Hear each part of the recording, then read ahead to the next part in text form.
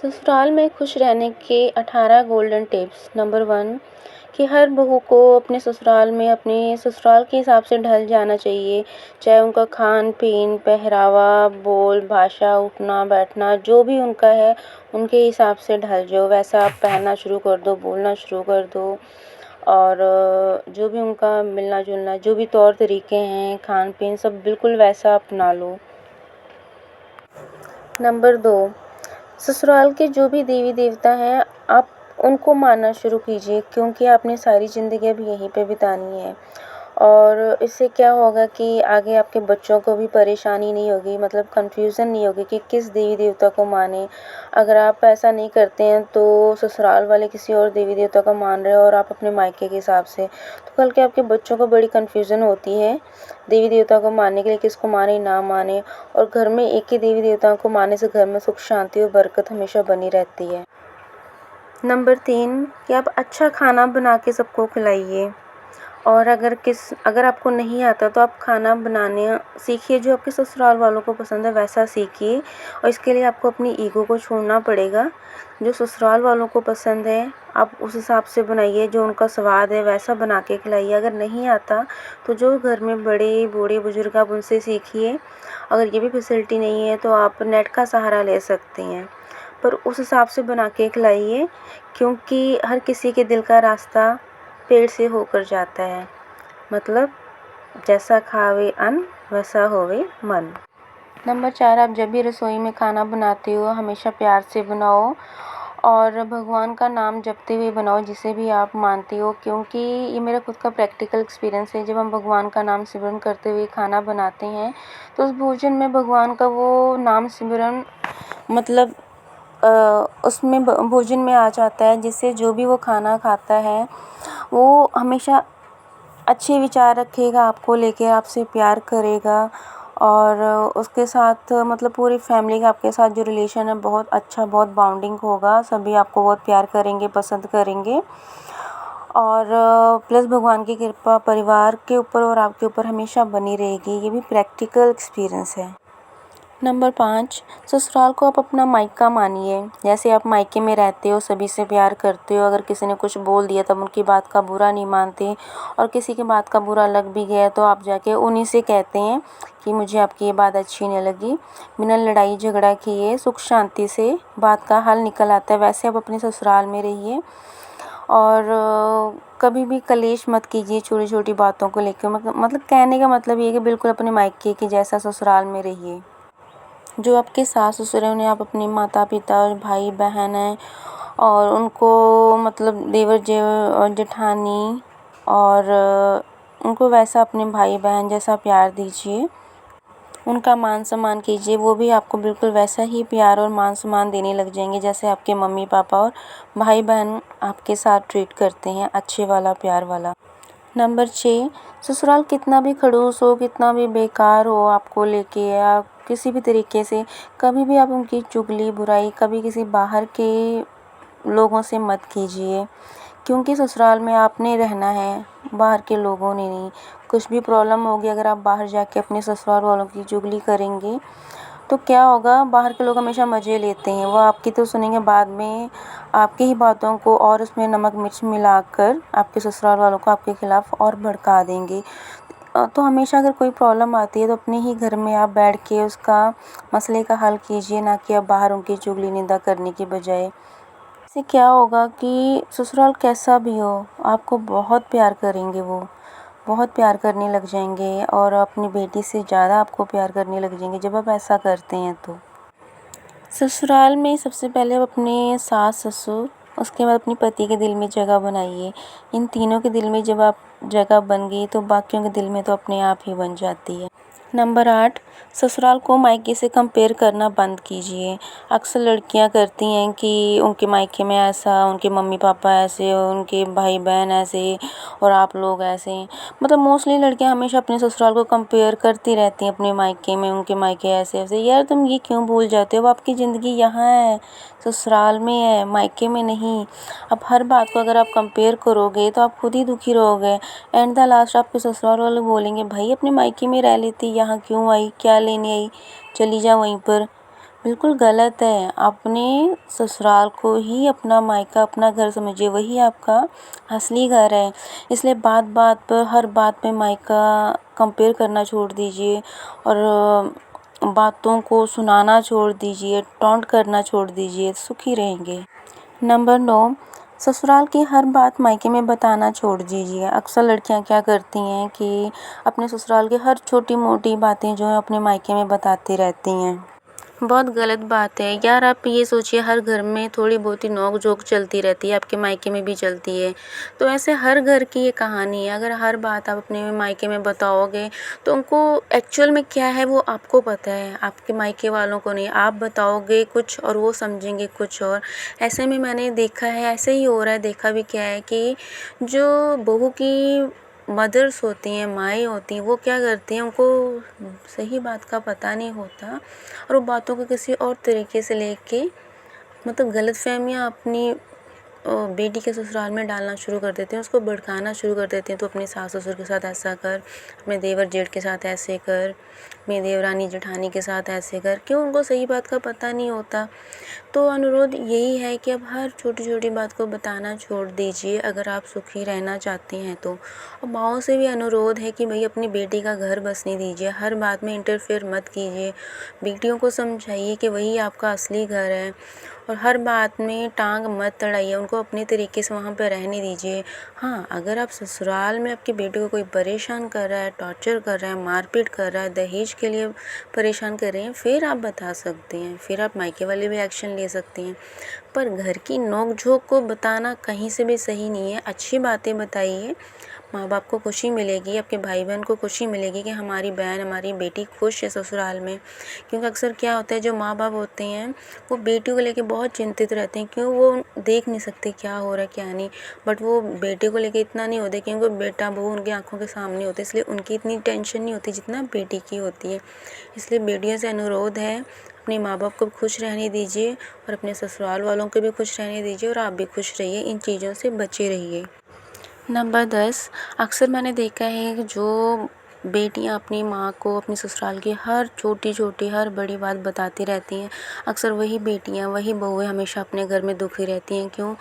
पूरी बात का उनकी माँ को पता नहीं होता है, वो बातों को किसी और तरीके से बताकर अक्सर बेटियों का घर तोड़ने में माँओं का बहुत बड़ा हाथ होता है। क्योंकि वो सही बात का पता नहीं होता है और वो बेटियों को समझाने की बजाय वो सब मतलब अपने ससुराल वालों के खिलाफ बेटियों को भड़का देते हैं कि तू उनके साथ ऐसे कर, उनके साथ ऐसे कर। बहुत गलत बात है। माँओं से अनुरोध है, अपनी बेटियों का घर बसने दें, तोड़े मत। बेटियों को शिक्षा दीजिए कि वो अपने ससुराल में अपने तरीके से रहें, क्या है वहाँ पे कैसा है वो बेटियों को पता है, आपको नहीं। तो आप हर बात में टांग अड़ाना बंद कीजिए, अनुरोध है मेरी। नंबर 11, अक्सर लड़कियां क्या करती हैं कि शादी के कुछ समय बाद ही वो अपने पति को अपने ही भाई-बहन, अपने ही माता-पिता के खिलाफ कर देती हैं, भड़का देती हैं। मतलब बात होती कुछ और है, बताती कुछ और है, क्योंकि पति सारा दिन तो काम पे है और जब वो घर आता है तो मतलब चाहे वो पहले कुछ ना कर रही हों, बट जैसे ही वो घर एंटर करेगा, आते ही फटाफट काम को पकड़ लेना या कुछ भी करते कि हाँ मैं बहुत सुबह से काम कर रही हूँ, कोई और कुछ कर नहीं रहा है, मैं ही कर रही हूँ। और ऐसे में क्या होता है कि वो अपने भाई-बहन, माँ-बाप सबके खिलाफ भड़क जाता है कि बस मतलब सब इसको परेशान कर रही हैं, सभी इसी से सारा काम करवा रहे हैं। तो एक दिन इतनी गलतफ़हमी आ जाती है लड़के को अपने परिवार को लेके कि वो उनसे बात तक करना नहीं पसंद करता, उनकी शक्ल तक देखना नहीं पसंद करता है। बहुत गलत बात है। जो लड़कियां ऐसा करती हैं ना, अपने ही पति को अपने परिवार के खिलाफ भड़का के उनको दूर करके, सच्ची कह रही हूँ, उन लड़कियों का मायका हमेशा दुखी रहता है। क्यों? वहाँ भी उनकी भाभियाँ ऐसे ही उनके माँ बाप और भाई बहन के साथ कर रही होती हैं। आप अपने आसपास नज़र उठा के देखिए, बहुत दुखी रहता है उनका मायका। जैसे वो अपने ससुराल को दुखी करते हैं वैसे उनका मायका दुखी रहता है। इसलिए बहुओं से अनुरोध है, मायके और ससुराल को एक जैसा मानिए, प्यार कीजिए, भड़काइए मत। हर किसी के भाई बहन हैं, माँ बाप हैं, जैसे आपके हैं वैसे उनके हैं। हर किसी को अपने माँ बाप और भाई बहन प्यारे होते हैं।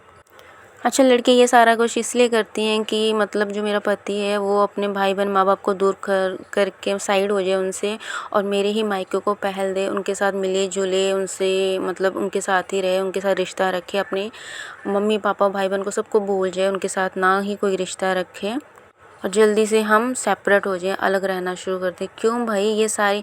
और लड़के भी इतने मतलब महान होते हैं कि शादी के बाद उनको अपनी पत्नी बिल्कुल सही और उनके अपने घरवाले बहुत ज़्यादा ख़राब लगने लग जाते हैं, उनसे वो नफ़रत करने लग जाते हैं। तो लड़कों को भी थोड़ा बैलेंस बना के चलना चाहिए। नंबर 12, लड़कों से मेरी यही अनुरोध है कि सही बात और गलत बात में डिफ़रेंस का पता करना चाहिए उन्हें, कि अक्सर लड़के क्या करते हैं अपनी पत्नी की साइड लेकर अपने ही घरवालों को मतलब अपने ही घरवालों के खिलाफ़ हो जाते हैं। बहुत ही गलत बात है, लड़के को सच्चाई की तह तक जाना चाहिए कि कौन सही बोल रहा है, कौन गलत है।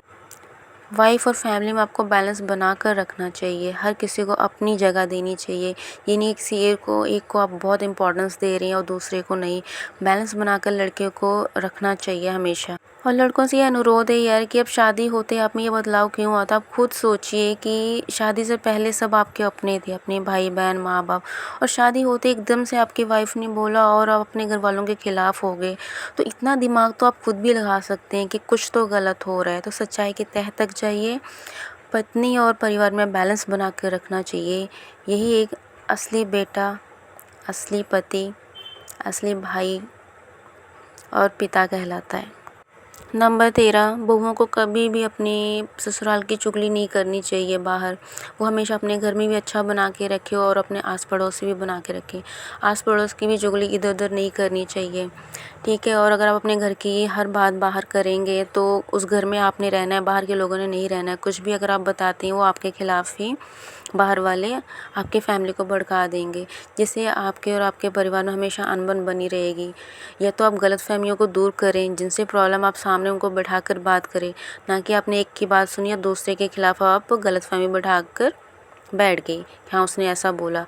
गलतफ़हमी लगती है तो आप उस पर्सन से ही जाके बात करें, ना कि गलतफ़हमियों में आप अपनी ज़िंदगी को जीना शुरू कीजिए।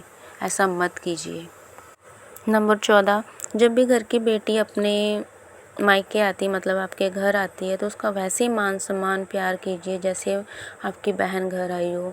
उसको ये ना कहीं से फ़ील हो कि वो अपने मायके आई है, मतलब अब वो उसको यही लगे कि जैसे वो शादी से पहले अपने घर में थी, कंफर्टेबल थी, बिल्कुल उसको वैसा फ़ील कराइए। उसको कहीं से भी भाभी वाली फ़ीलिंग ना आए, उसको अपनी बहन की फ़ीलिंग आए, उसको बहुत अच्छा लगे। उसके बच्चों के साथ अच्छा ट्रीट कीजिए और अपनी ननद के साथ अच्छा ट्रीट कीजिए। क्यों, उन्होंने कभी कभी आना होता है, हमेशा नहीं।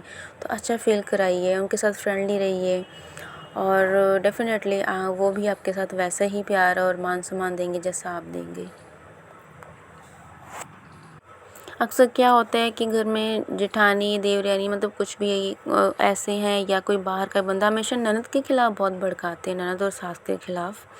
तो आप उन लोगों की बातों को सुनने की बजाय आप अपनी ननद और सास से डायरेक्ट बात कीजिए। क्या वो उनसे बोलिए कि वो पर्सन आपके बारे में ऐसा कह रहा था, क्या यह सच है? अगर इन केस कोई लड़ाई डालने की कोशिश कर रहा है तो उसको जब पता चल जाए कि आप सीधी बात कर लेते हैं, दोबारा कभी वो आपके परिवार में गलतफ़हमी डालने की कोशिश ही नहीं करेगा, लड़ाई करवाने की कोशिश नहीं करेगा, डरेगा वो। क्यों?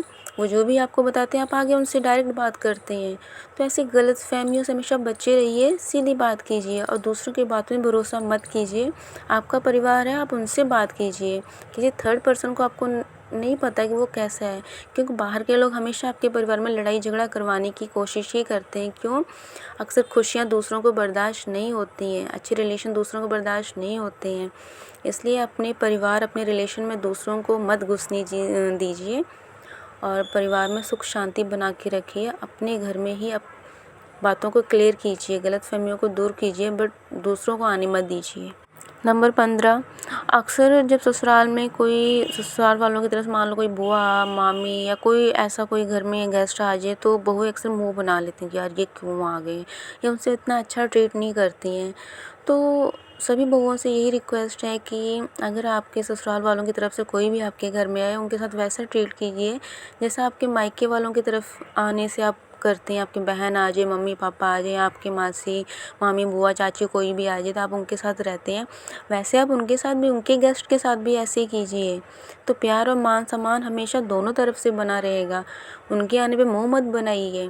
जैसा आपका मायका वैसा आपका ससुराल। एक्चुअल में आपका असली घर तो आपका ससुराल है, मायका तो था, अब नहीं ना, अब तो आप वहाँ पे मेहमान हो गए हैं। ठीक है, वो भी आपका घर है, बट पहला घर अब आपका ससुराल है। नंबर 16, जो भी मैंने अभी इतनी सारी टिप्स दी हैं, जब आप इन सभी टिप्स को आप फॉलो करेंगे, यकीन मानिए कितना भी बेकार ससुराल हो, कितनी भी खड़ूस फैमिली हो, सभी आपको अपनी बेटी से भी ज़्यादा प्यार करने लगेंगे, बहुत प्यार करेंगे, बहुत मान सम्मान देंगे आपको। ये मेरा खुद का प्रैक्टिकल एक्सपीरियंस है, बिकॉज मैं अपने चैनल में जो भी बातें बोलती हूँ वो मेरा खुद का प्रैक्टिकल एक्सपीरियंस है, कोई सुनी सुनाई बातें ही नहीं है। नंबर 17, स्टार्टिंग हो सकता है आपको थोड़ी मुश्किल लगे, क्योंकि एकदम से आपका नेचर कुछ और था, एकदम से आप अच्छे बनने लग गई हैं, हो सकता है पहले से भी अच्छे हो, तो मतलब ये वीडियो सभी के लिए है। तो स्टार्टिंग थोड़ी मुश्किल हो सकती है, बट जब आप ये टिप्स फॉलो करेंगे तो बाद में आप ही बहुत सुखी होंगे, अपनी लाइफ को बहुत एंजॉय कर रहे होंगे, सब आपको बहुत प्यार करेंगे, आप सभी को प्यार करेंगे, तो सभी खुश होंगे और आप भी बहुत खुश होंगे। नंबर 18, शुरुआत हमेशा बहू को करनी पड़ती है। ये भी मेरा एक्सपीरियंस है कि अक्सर ससुराल में जब भी बहू आती है तो ससुराल वालों की जो एक्सपेक्टेशन होती है वो यही देखते हैं, अब ये कैसी होगी, क्या मतलब, वो सिर्फ देखने पे रहती हैं वेरी स्टार्टिंग। ठीक है, तो शुरुआत हमेशा बहू को ही करनी पड़ती है, बाद में वही ससुराल वाले जो आपको देखते हैं ना, वो भी बहुत प्यार करते हैं, बहुत मान सम्मान देते हैं, मतलब इतना वो अपनी बेटी को नहीं करते जितना आपको करते हैं। This is a practical experience. बाकी नेक्स्ट वीडियो में आपको ये बताऊंगी कि पति आपको बहुत प्यार करे, बहुत केयर करे, फिक्र करे, मतलब हर तरह से एक बेस्ट वाला पति कैसे बन सकते हैं आपके पति। इस टॉपिक पर मैं नेक्स्ट वीडियो में बात करूंगी। तब तक आप मेरे चैनल पर बने रहिए, चैनल को सब्सक्राइब करें सो दैट कि नेक्स्ट वीडियो सबसे पहले आप तक पहुंचे। तब तक के लिए सत श्री अकाल।